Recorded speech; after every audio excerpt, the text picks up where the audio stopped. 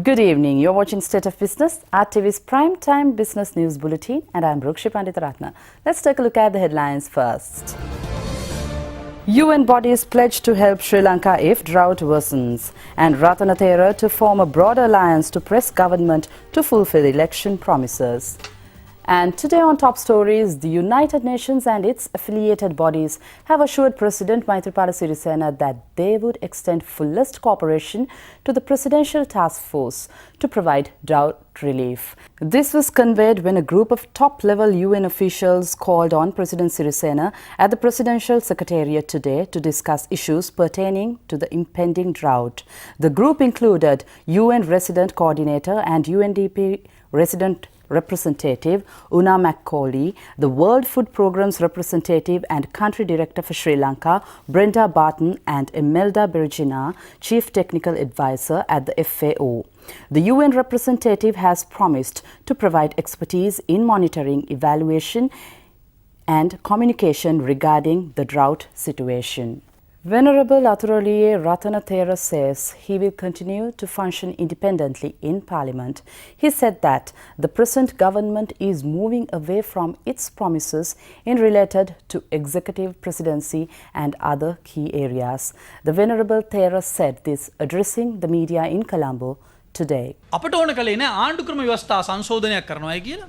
මේ රටම සම්පූර්ණ අස්ථාවර භාවයකට පත් කරන්න අපි කැමතුනේ නෑ. ජනමිත විචාරණයකට තුඩු දෙන ව්‍යවස්ථා සංශෝධනයක් කරන්නේ නැහැයි කියලා එතුමා මෙම පොතේ ඉතා පැහැදිලිව සටහන් කරලා තියෙනවා. ආණ්ඩුක්‍රම ව්‍යවස්ථාව පිළිබඳ දැන් කෙටුම්පතක් කමිටු වාර්තා වලින් කෙටුම්පතක් හදලා තියෙනවා. මේ කෙටුම්පතේ මුළුමනින්ම යෝජනා කරලා තිබෙන්නේ ඒකීයභාවය අහෝසි කරන යෝජනාව. ඒකට අපි සම්පූර්ණයෙන්ම විරුද්ධයි.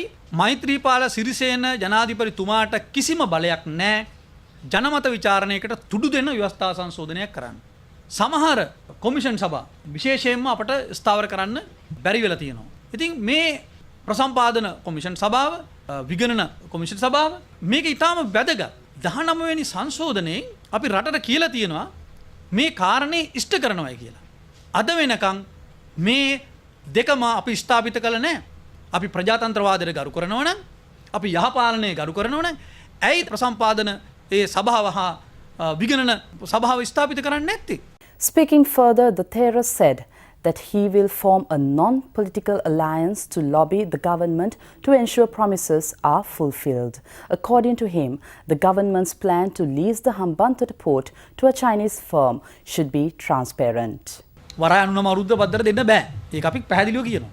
මම දකින්නේ වරාය සම්පූර්ණයෙන් චීනයට දීම තුල අපි ඉන්දියාව අවුල් කරගන්නවා කියලා. ඉන්දියාව මොකද්ද එතකොට කරන්නේ? ඉන්දියාව කරන්නේ අර පැත්තේ දෙමළ ජාතික සන්ධානයට කරන ඉල්ලපම් ෆෙඩරල් උද්ඝෝෂණය කරන්න කියනවා. ඒ කියන්නේ ඒගොල්ල කරන්නේ අතන ජාතිවාදී අවුස්සන එක ඉන්දියාව. අපිට දෙන්න නැගෙනහිර අහවල් ටික දෙන්න කියලා ඉල්ලනවා. එතකොට අපි කෑල්ලක් දෙනවා චීනට, කෑල්ලක් දෙනවා ඉන්දියාවට. දෙපැත්තම යාළු කරගෙන දෙපැත්තටම විකුණනවා. ඕකද අපේ ප්‍රතිපත්තිය? The joint opposition accuses that the government has promised to fulfill a number of conditions of European Commission to obtain GSP+. They pointed out it will affect the country's sovereignty. එතකොට ප්‍රශ්නේ වෙන්නේ කවුද මේ රට පාලනය කරන්නේ? බ්‍රසල්ස් නගරයෙන්ද එහෙම නැත්නම් කොළඹ නගරයෙන්ද? අපේ ඡන්ද ක්‍රමයේ ඉඩම් ප්‍රතිපත්තිය රැඳවියන් පිළිබඳ ගත යුතු ක්‍රියාමාර්ග හමුදාව ත්‍රිවිධ හමුදා ප්‍රතිසංස්කරණය කිරීම ඒ සියලුම කොන්දේසි මේකට ඇතුළත් වෙලා තියෙනවා. ඒතර ඒවා එක පැත්තකින් සලකලා මේකෙන් ලැබෙන ප්‍රයෝජනය අනිත් පැත්තෙන් තක්සේරු කරනකොට මේකෙන් රටට හොදක් වෙනවද කියන ප්‍රශ්නය ඉතාමත් පැහැදිලිව ඉස්මතු වෙනවා. ඇඟලුම් කර්මාන්තික ඇඳුම් මහනයකනේ. ඒ ලොකු ව්‍යාපාරයක් එක. හැබැයි ඒ ඇඳුම් මහනයකට සම්බන්ධ නැති මේ රටේ අලුත් නව ව්‍යවස්ථාව ගේනේම ඒක උතුරු නැගෙනහිර ඒකාබද්ධ කිරීම මේවා අදාළ වෙන්නේ නැහැ. ඒත් එක්ක මේ රටේ මහා ලොකුට අනපෙර ගහලා දාපු තොරතුරු දැනගැනීමේ පනත අනුව කරුණා කරලා කියන්නේ එකඟ වෙච්ච කරුණ මොනවද කියලා අද වෙනකන් කියන්නේ. කියන්න බෑ ඒ කට්ටියට.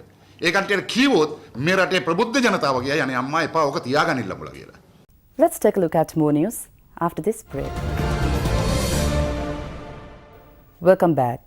Ganeshan Vignaraja, who is an economist at the Asian Development Bank, says Sri Lanka needs to diversify the exports in order to get maximum benefits through global value chains. He said this speaking at a public forum titled "Has the Era of Export-Led Growth Ended? Implication for Asia and Sri Lanka," which was organized by Advocata Institute in Colombo recently.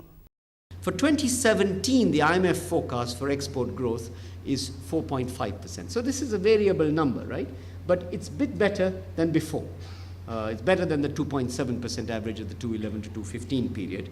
And Sri Lanka's export base is around $16-17 billion today, and that's much better than the 80s, which was $3 billion. So the base has expanded.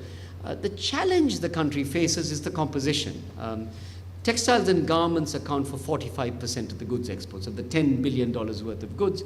And we have services which are important, tourism and remittances and so on. But we haven't had this sustained diversification to higher technology exports, electronics, machinery, automotives. We've not had the IT boom that you've seen in India.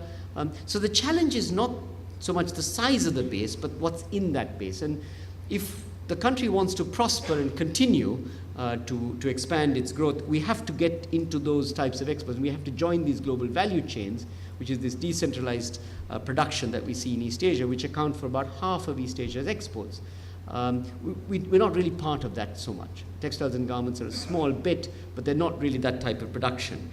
Fitch has revised its sector outlook for Sri Lankan banks to negative from stable.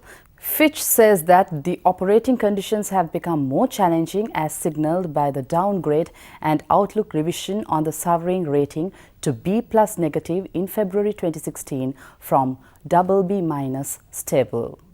Fitch expects rising macroeconomic pressure to strain banks' credit metrics. Fitch also sees capitalization as a significant issue facing the sector, stemming from thin capitalization at state banks and diminishing capitalization at most non-state banks.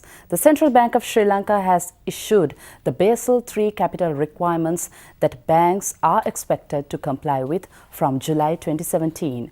Fitch believes most banks will need to raise capital to meet the targets set for 2019, although there may be no immediate issues regarding compliance. Let's take a look at stocks after this break. And welcome back. Trading at the Colombo Stock Exchange ended in red as a result of price losses in counters such as Melster Corp Limited, Commercial Bank and John Keells Holdings.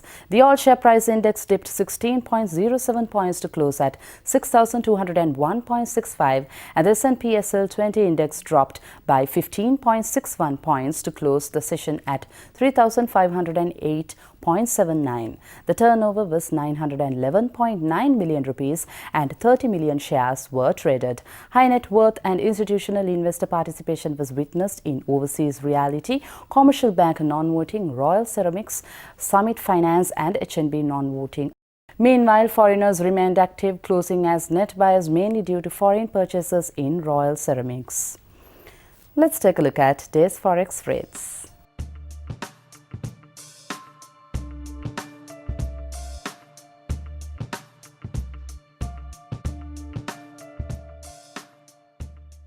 Thank you for watching State of Business. See you tomorrow at the same time. Till then, take care. Good night.